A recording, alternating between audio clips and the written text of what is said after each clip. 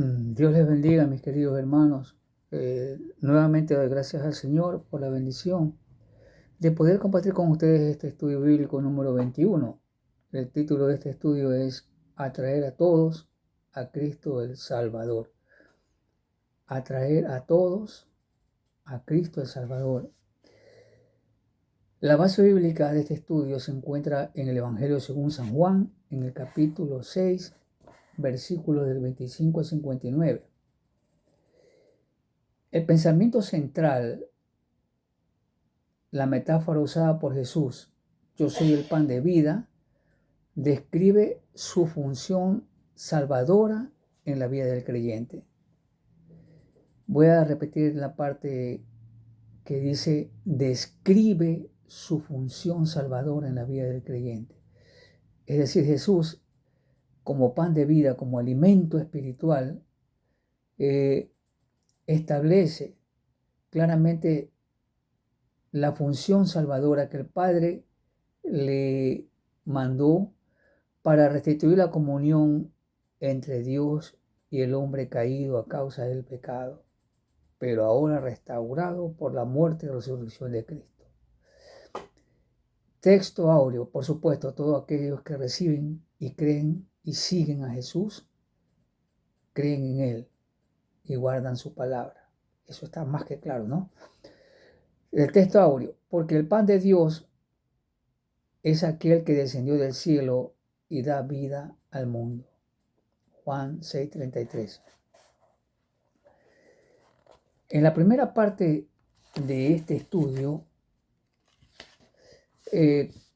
tenemos una descripción de la manera como la multiplicación del pan, descrito en el capítulo 6, versículos del 1 hasta versículo 15, ¿no?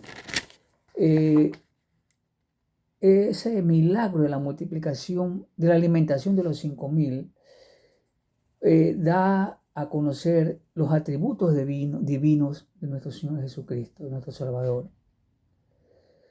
El lugar donde sucedió este milagro, donde Jesús realizó este milagro, fue al otro lado del mar de Galilea, el de Tiberias. Evangelio según San Juan, capítulo 6, versículo 1. Y como se describe en los 4 evangelios, la gran multitud que seguía a Jesús, Jesús atraía a todos hacia Él. Aunque no todos los que iban tras Él seguían con el propósito buscado por Dios, que lo sigan por fe, por creer, y no por satisfacer una situación o una circunstancia pasajera, temporal. Jesús quería y quiere que tengamos una relación personal, íntima con Él. ¿Ya? Y esa gran multitud que le seguía, pues al ver Jesús, como también en otra parte, en otro evangelio, pues la compasión de Jesús por las personas que le seguían, la preocupación por Jesús, por el bienestar de las personas, lo lleva a esa compasión al verlos como ovejas desamparadas que no tienen pastor, los lleva a realizar lo necesario, ¿no? Para que esas personas reciban el cuidado y la atención propia del amor de Dios, porque el amor de Dios es un amor que cuida, que protege, y ese es el amor que tiene Dios para su iglesia, y ese es el amor que también el Señor quiere que, por ejemplo, nosotros los esposos tengamos a nuestras esposas y a nuestros hijos. Una relación perdurable, no una relación basada en circunstancias, sino una relación basada en una relación perdurable. Dice la palabra del Señor en la primera parte de esta lección, en los versículos que empiezan en el versículo 25, ¿no? Ahí en el capítulo 6, versículo 25, describe que la gente estaba buscando a Jesús. Luego de la multiplicación, de la alimentación de los 5.000, la multiplicación de los panes, luego que Jesús bendice pues esos 5 panes de ese niño, de ese joven, pues, ¿no? Que entregó su, vamos a decir, su desayuno, su almuerzo, no sé cómo explicarlo, que Dios lo va a usar para multiplicarlo y alimentar a la multitud que lo seguía. Esa gente, al día siguiente, la gente que quedó al otro lado del mar, pues luego que Jesús se retiró, porque la gente pues quería hacerlo rey, al entender esos propósitos de la gente, Jesús se fue y los dejó, ¿no? Pero al día siguiente la gente andaba buscándolo. Y aquí va a Jesús a, a dar a conocer por qué es que la gente lo seguía y por qué es que mucha gente también en la época actual sigue a Jesús. Y Él lo va a decir aquí en la palabra del Señor. Cuando esta gente lo encuentra, fíjese, porque la gente, Jesús atrae a la gente así, pero la gente lo buscaba. Ahora va a ver por qué es que el Señor les dice por qué es que lo buscaban a Él. Ante la pregunta que le hace la gente, Rabí, ¿cuándo llegaste acá? Jesús le responde, de cierto os digo que me buscáis, no porque habéis visto las señales, sino porque comisteis el pan y os saciasteis. Fíjese. Jesús desenmascara las verdaderas intenciones de por qué vamos a decir, sus hermanos, ¿no? Porque él es judío, ¿no? Jesús nació en Belén de Judá, aunque se crió en Nazaret, ¿no? En tierra de Nazaret. Les declara la razón, la motivación por la que ellos lo buscaban. Y la razón era porque comieron el pan y se saciaron.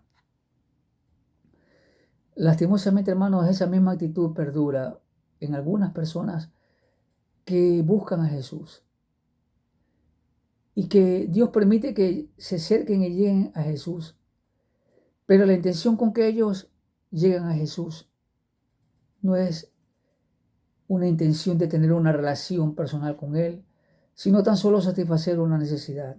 Y lo hemos visto a veces con tristeza, hermanos, cuando muchas personas que luego después que han recibido el perdón de sus pecados, su sanidad, le dan la espalda a Cristo Jesús. Por algo el Señor dice, no todo el que me dice Señor, Señor, entrará en el reino de los cielos, sino el que hace la voluntad de mi Padre que está en el cielo. Ahora bien, Jesús les da un consejo. Versículo 27, lo podemos ver. Trabajad no por la comida que perece, la comida, el alimento de los panes, de la multiplicación de los panes a los 5.000, fue una comida que pereció porque al día siguiente ellos tenían hambre. Y estaban buscando a Jesús verdaderamente porque tenían hambre. Y dijeron, aquí tenemos pan gratis y tenemos resuelto el problema, ¿no? de la necesidad de alimento y quizás muchas cosas más podemos sacar del maestro, pensaron ellos. Y Jesús les dice, trabajad, esforzaos, no por la comida que perece, aunque necesitamos el alimento diario, ¿no? Pero aquí Dios, a través de Cristo Jesús, nos está indicando que hay un alimento que va a saciar la vida de la persona a eternidad. La mujer samaritana cuando Jesús le dijo, yo soy el agua de vida, ya que tú necesitas, para que no vengas a buscarla al pozo, mira, yo soy, aquí estoy, yo soy el agua de vida. Dame siempre de esa agua. Digo la mujer, recuerda la mujer samaritana. Y Jesús le dijo, ve y llama a tu marido. Jesús la enfrentó también, ¿no? Como aquí está confrontándolos, ¿ya? A esta multitud que lo está buscando. En aquel caso fue a una sola mujer y él la confronta y le dice: ve y llama a tu marido. Y ya sabemos lo que sucedió. No quiero extenderme ahí, pero Jesús llegó al clavo, al punto central, a la necesidad real de la persona. Asimismo, aquí Jesús está apuntando a la real necesidad de esa multitud y les va a decir que la real necesidad de ellos no es el alimento pasajero, aunque es necesario para vivir temporalmente, sino que Él les va a presentar la alternativa del pan de vida, que es Él, un pan que da vida eterna. Y por eso les dice que hay que trabajar. La misma palabra del Señor dice que esforzaos por entrar por la puerta estrecha. Permaneced en mí, el que en mí permanece. Hay que trabajar. Hermanos, el Señor mismo dice que tenemos que esforzarnos, tenemos que considerar esa salvación tan grande que nos ha dado, cuidarla. Así nos dice la palabra del Señor. Y aquí el Señor, mire, es consistente en toda la palabra, en todos los evangelios. Él es consistente en que tenemos que tomar una decisión voluntaria, porque cuando dice trabajad en imperativo, está diciendo es que tomemos una decisión, porque la comunión con Cristo es una decisión personal. El buscar a Dios es una decisión personal, hermanos. ¿Ya? Es un imperativo. Muy bien. Dice aquí entonces en la parte final del versículo 27 que Jesús está mostrándole que hay una comida que a vida eterna permanece. Y que el único que les puede dar ese alimento, esa comida que para vida eterna, es Él, el Hijo del Hombre. Y señala que os dará, o sea, para un tiempo futuro, os dará. Y Él se identifica como aquel a quien Dios señaló, Dios el Padre señaló para ser el que da esa vida eterna. Entonces, fíjese a dónde desemboca ese milagro, esa motivación final del milagro de la multiplicación de los panes. Ahí al comienzo del capítulo 6, hasta el versículo del 1 al 15. Muy bien. La obra de Dios consiste en creer en Jesucristo. Versículo 28-34. Entonces el Señor sigue explicándonos, va a desarrollar un tema grandioso. La gente le pregunta, ¿qué debemos hacer para poner en práctica las obras de Dios? ¿Ya? El apóstol Pablo dice que la salvación la recibimos por fe.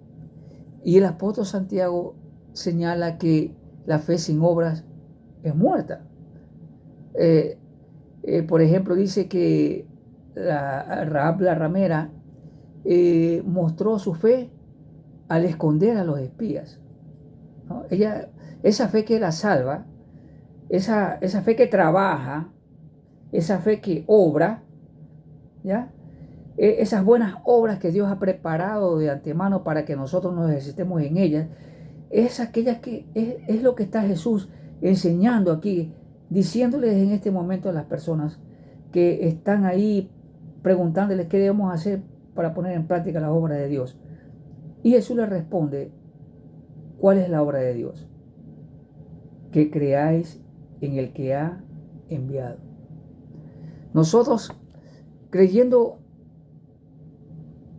en Jesús, estamos creyendo a Dios, porque Jesús es su Hijo, es su sacrificio redentor a quien envió para que nosotros podamos tener vida, para que nosotros podamos tener ese alimento. O sea, en otras palabras, Jesús es ese alimento espiritual, es esa comida Es esa bebida que va a darnos, a saciar nuestra hambre y nuestra sed.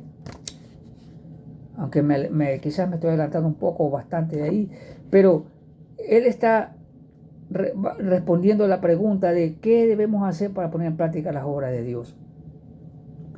Ahora bien, fíjese hacia dónde va la gente. La gente quiere una señal. La palabra dice que los judíos buscan señales y los griegos buscan sabiduría. Y anteriormente Jesús le dice que lo buscaban no porque vieron la señal, sino porque buscaban el pan. Entonces, esto es como que los hace reflexionar a esas palabras de Jesús y le dice, bueno, ¿cuál es esa señal? ¿Qué señal pues haces tú para que veamos y te creamos? ¿Qué obra haces? Observen el versículo 31, ¿no es cierto? Lo que ellos dicen, ¿no? O sea, es un diálogo, ¿ya? Es un diálogo entre las personas que habían, la multitud que está siguiendo a Jesús. ¿Ya? Y le dicen, nuestros padres, fíjense, cuando ellos dicen nuestros padres, está diciendo los que salieron de Egipto con Moisés, guiados por Moisés. Se están refiriendo, se están centrando en Moisés, ¿no es cierto? Nuestros padres comieron el maná en el desierto, el maná. Ellos saben que el pan del cielo les dio a comer. ¿Ya? Como está escrito, pan del cielo les dio a comer. Observen el concepto que tienen las personas. Ellos se basan, Jesús los está llevando a un campo en donde van a ir dejando poco a poco, los está llevando hacia a una comprensión de que las señales que ellos buscan, ¿ya? No es basada en que comieron el pan. Hay algo más profundo. Ni es basada en el pan que comieron en el desierto, en el maná que cayó, que Dios les dio. Y le dice, de cierto os digo, que no os dio Moisés el pan del cielo, mas mi Padre os da el verdadero pan del cielo. Observen, Jesús está presentándose a ellos ya directamente como el pan del cielo, como la señal, ¿ya?, viva de ese pan. Ellos se complacieron en comer el pan, ellos vieron el milagro, vieron la señal, pero la señal pasó a segundo plano, porque cuando buscaron a Jesús nuevamente, ya no les interesó la señal. Ahora les interesaba es comer el pan, comer gratis el pan. Pero Jesús los pone en su sitio y los centra.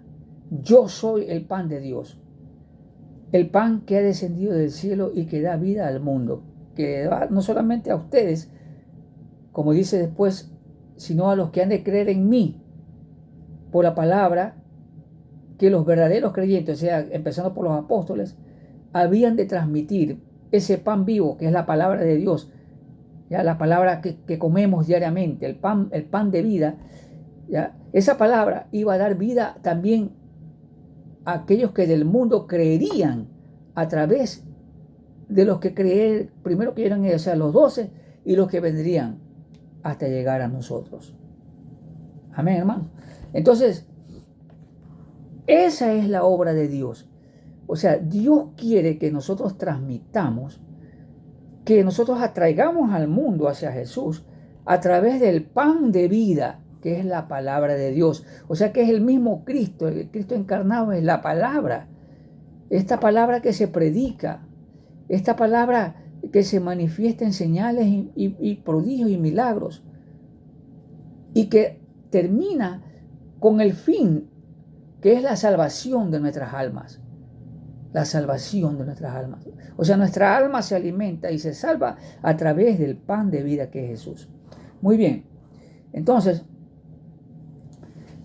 miren, así como la mujer samaritana se repite. La mujer samaritana, Señor, dame de esa agua para que yo no venga otra vez al pozo a sacarla. Dame esa agua de vida que tú te estás ofreciendo. Aquí se repite. Ellos le dicen, Señor, danos siempre este pan. Mire, danos siempre este pan. Jesús los centra de nuevo y los lleva. Jesús va describiéndole paso a paso, porque va a llevarnos de la mano para aclararles, ¿ya? Aquellos que estaban ordenados para la salvación, aquellos que están en el futuro ordenados, y ahora que nosotros hemos respondido a esa palabra, Él nos ha llevado de la mano a través de su palabra, ¿ya? Para dar el paso final, la respuesta de obediencia a la fe, a creer en Él. Porque si no creemos en Él, porque si no guardamos su palabra, entonces no vamos a llegar, no vamos a entrar. Observe, ellos bien entusiasmados, danos siempre este pan. Jesús les dice, yo soy el pan de vida. La piedra que desecharon los edificadores, la piedra de tropiezo. Ahí viene el problema. Ahora hay que tomar una decisión. Jesús dice, yo soy el pan de vida. Y dice, el que a mí viene, ojo con esto, el hecho de ir a Jesús es porque creemos verdaderamente en Jesús. Porque usted no va a un lugar que no le interesa. O si a usted lo llama a una persona, usted no va a ir de así, sin saber cuáles son las intenciones de esa persona. Jesús muestra las intenciones que tiene para con nosotros, que son buenas, porque todo lo que Dios ha hecho es bueno, porque todo lo que de Dios viene es bueno, y Jesús es bueno, y para siempre su misericordia. Esto es muy interesante, mis hermanos. Yo quiero hacer énfasis en estos versículos. Fíjense, los versículos 35 al 47 que describen la metáfora del pan y que van a ilustrar la vida de Cristo en el creyente, empiezan con un venir a mí. Como en otra parte el Señor mismo dice, venid a mí todos los que estáis trabajados y cargados, llevad mi yugo sobre vosotros. Llevad mi yugo, aprended de mí, venid a mí. Observe lo que dice, el que a mí viene nunca tendrá hambre. El hecho de ir a Jesús. Observe. Pero agrega, y el que en mí cree, o sea, hay que venir, ¿ya? Y llegando a Él, frente a Él, conversando con Él como en ese momento están ellos, y el que en mí cree no tendrá sed jamás. Observe, hambre relacionada con venir, creer relacionado con sed. Funciones vitales de vida del cuerpo normal, hambre y sed. Voy a buscar, el que busca halla, ¿ya? Y el que llama se le abrirá. El que pide recibe, así dice Jesús. En este caso, el que viene, el que busca, ¿ya? Mas os he dicho que aunque me habéis visto, lo están viendo, no creéis. Fíjense, y aquí viene algo categórico. Todo lo que el Padre me da, vendrá a mí. Fíjense, y el que a mí viene no lo echen fuera. O sea, ellos estaban ahí. El Padre les da la oportunidad para que vengan a Él, pero falta el paso de fe, falta la decisión. ¿Ya? Dice, todo lo que el Padre me da vendrá a mí, y el que a mí viene no lo echo fuera. Yo he venido al Señor, y el Señor no me ha echado fuera. Usted, mi hermano, todos los que creemos en Cristo en el mundo entero, hemos llegado a Jesús, pero tenemos que mostrar, tenemos que trabajar por ese pan de vida, buscarlo, anhelarlo, luchar por buscar a Jesús, no desanimarnos, aunque venga la prueba, aunque venga la resistencia, aunque venga la tentación que venga, aunque a veces nos sentamos desanimados. Venid a mí, dice el Señor, porque Él no nos echa fuera, porque ahora podemos entrar al lugar santísimo y conversar con Él a través del velo, esto es de su carne. Podemos entrar al lugar santísimo porque Él es nuestro sumo sacerdote de los bienes venideros. Él está sentado a la diestra de Dios. Versículo 39. Y esta es la voluntad del Padre, el que me envió. Fíjese, la voluntad de Dios es que todo lo que me diere, no pierda yo nada. De todos aquellos que estaban ahí escuchando a Jesús en ese momento, ¿ya? No todos iban a aceptar, porque él mismo lo dice. ¿Ya? Yo os he dicho que aunque me habéis visto, no creéis. No se olvide lo que dice el versículo 36. Entonces, no era solamente el verlo físicamente, porque podemos ver una persona y después ya ni nos acordamos de esa persona. Aquí es de estar continuamente buscando, llegando, yendo a Jesús. Eso es muy importante, mi hermano. ¿Ya? Eso es muy claro. Ahora bien, porque es la voluntad del Padre que me envió, que todo aquel que vea al Hijo y cree en Él tenga vida eterna y yo le resucitaré en el día postrero.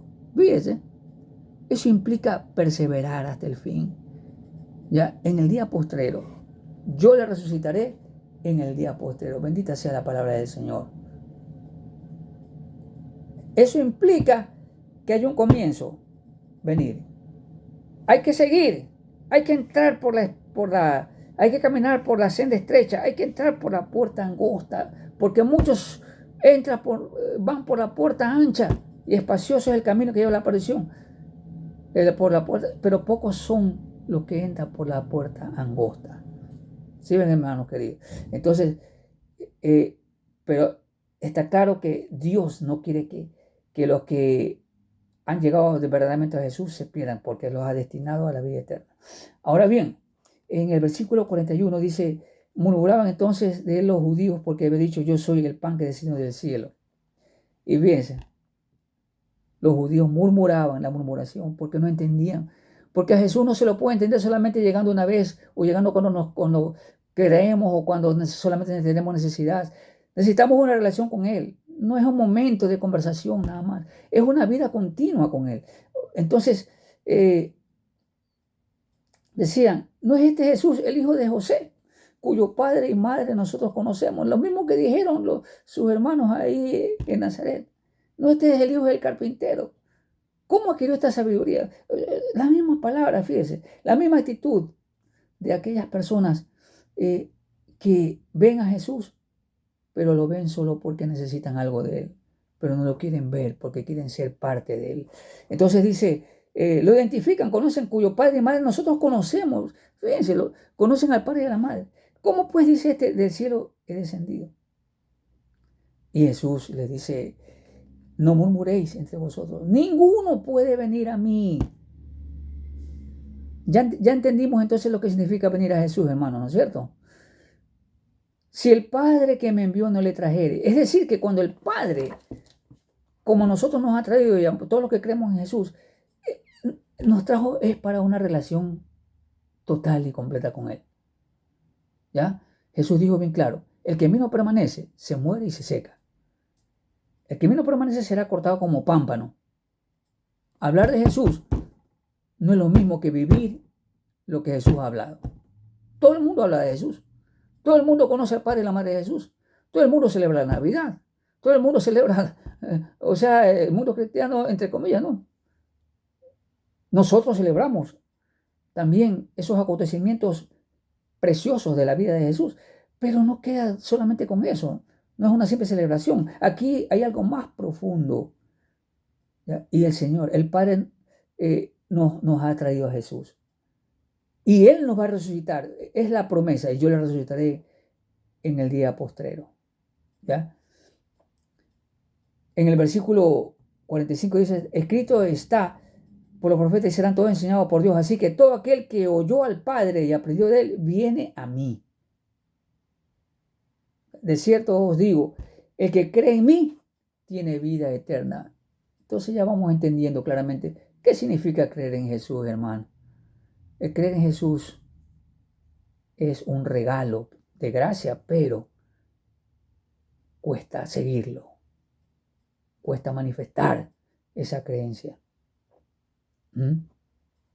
De cierto os digo, el que en mí cree, el que cree en mí, tiene vida eterna. Bien, entonces ya entrando a la tercera parte del estudio, asimilar el pan de vida es recibir a Cristo en un acto de fe. Ahora viene la decisión, ¿se ve? Una decisión, hay que tomar una decisión de seguir a Jesús. Versículos 48 a 59 dice, yo soy el pan de vida. Así como le dijo a la mujer samaritana,